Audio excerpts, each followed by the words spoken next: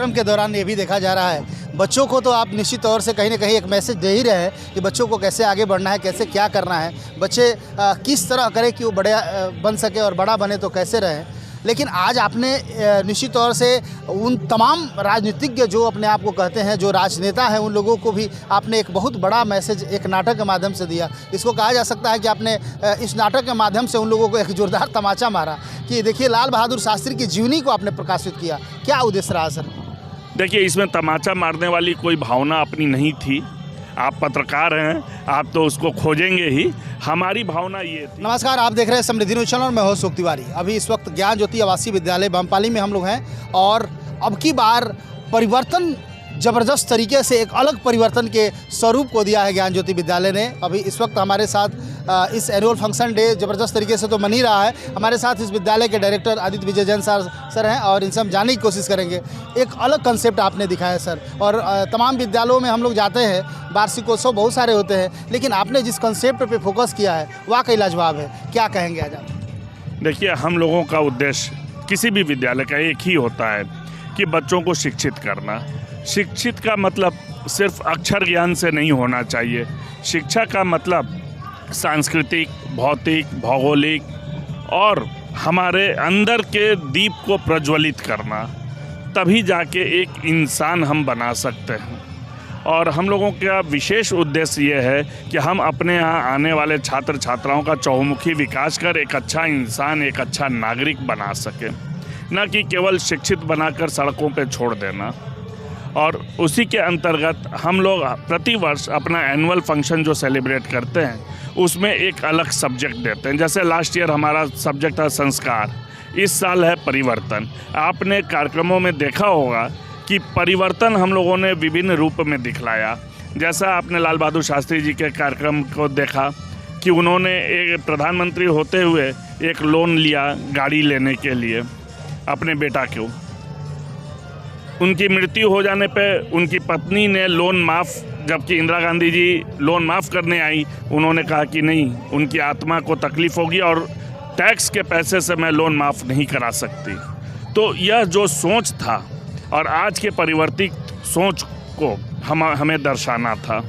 इसी प्रकार हमने दिखलाया विभिन्न मौसमों को कि आज ग्लोबल वार्मिंग हो रही है। किसी ने कभी सपने में सोचा था कि दिसंबर के लास्ट वीक में ऐसी गर्मी होगी, लेकिन यह परिवर्तन है। किसी ने नहीं सोचा था कि वुमेन एम्पावरमेंट होगा आज से 50 वर्ष पूर्व। आज से 50 वर्ष पूर्व किसी ने नहीं सपने में सोचा था कि भारत में भी कंप्यूटराइजेशन और AI, आर्टिफिशियल इंटेलिजेंसी को बढ़ावा मिलेगा।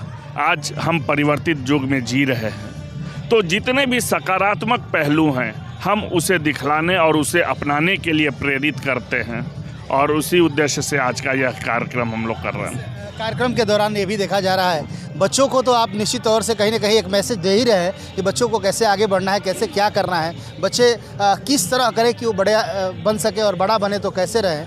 लेकिन आज आपने निश्चित तौर से उन तमाम राजनीतिज्ञ जो अपने आप को कहते हैं, जो राजनेता हैं, उन लोगों को भी आपने एक बहुत बड़ा मैसेज एक नाटक के माध्यम से दिया। इसको कहा जा सकता है कि आपने इस नाटक के माध्यम से उन लोगों को एक जोरदार तमाचा मारा कि देखिए लाल बहादुर शास्त्री की जीवनी को आपने प्रकाशित किया। क्या उद्देश्य रहा सर? देखिए, इसमें तमाचा मारने वाली कोई भावना अपनी नहीं थी। आप पत्रकार हैं, आप तो उसको खोजेंगे ही।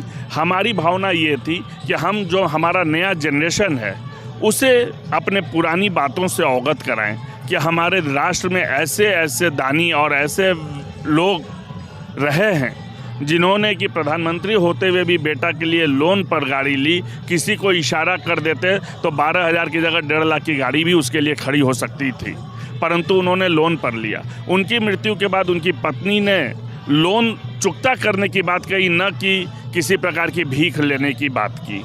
तो हम अपने बच्चों को प्रेरित करने के लिए इस प्रकार का मंचन कराते हैं कि बच्चों, तुम्हें कभी मौका मिले तो लाल बहादुर शास्त्री जी के जीवन को अपनाना। ईमानदारी और कर्मठता का एक बहुत बड़ा मैसेज एक नाटक के द्वारा सर के द्वारा दिया गया। और मैं बता दूं कि जो बच्चे इतना बढ़िया अभिनय किए, वाकई भाई एकदम लग रहा था कि प्रोफेशनल कोई आर्टिस्ट इस तरह का अभिनय कर रहा हो। वाकई लाजवाब रहा। एक शानदार मैसेज दिया गया उन तमाम नई पीढ़ी के युवाओं को जो राजनीति में आना चाहते हैं, आए तो लाल बहादुर शास्त्री की तरह बन के उभरे, तब जाकर देश का विकास होगा। तो कहीं ना कहीं एक अच्छा मैसेज है और लगातार शुरू से ही ज्ञान ज्योति आवासीय विद्यालय कुछ नया और हट के किए जाने के लिए जाना जाता है। वाकई आज परिवर्तन देखने को मिल रहा है। मौसम में तो परिवर्तन है ही और निश्चित तौर से विद्यालय में भी बहुत सारा परिवर्तन है। सर, आज एसपी साहब भी समय निकाले, डीडीसी सर भी समय निकाले और तमाम आप जिन जिन लोगों को आप बुलाते हैं सब लोग आते हैं। जैसे कि अभी भाई परमेश्वर ने बताया कि हम भी जब मंत्री थे अपने बच्चों को इसी तरह, तो कहीं ना कहीं लोगों को एक संदेश तो मिल रहा है। उन्होंने ये भी बताया कि आज मेरी पत्नी भी आई हुई है, किसी विद्यालय में नहीं जाती है, लेकिन ज्ञान ज्योति आवासीय विद्यालय में हमारे साथ आई हुई है और एक अच्छा लगता है। तो इस तरह लोगों के प्रति, आपके प्रति जो लोगों का एक भाव रहता है, क्या कहेंगे आप?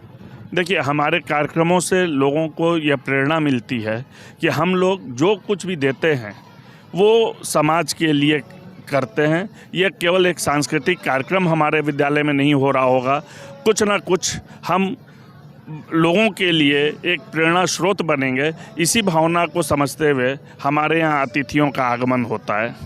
चलिए, बहुत बहुत धन्यवाद सर समय देने के लिए। तो आप देख रहे थे आदित्य विजय जैन साहब हैं और मैनेजिंग डायरेक्टर हैं इस विद्यालय की, और आप तो शुरू से ही देख रहे हैं, चाहे जिनवानी मैनेजमेंट कॉलेज की बात करें या फिर ज्ञान ज्योति आवासीय विद्यालय की बात करें, कहीं ना कहीं लोगों को रोजगार तो मुहैया हो ही रहा है। बच्चों के अंदर एक अच्छा शिक्षा का स्रोत कैसे बच्चे शिक्षा लें, कैसे क्या बने तो किस तरह से बने, ये तमाम चीज़ों को ज्ञान ज्योति आवासीय विद्यालय के द्वारा बच्चों को दिया जाता है। तो लगातार खबरों के साथ बने रहिए। कैमरा पर्सन राजू के साथ मैं अशोक तिवारी। Thank you.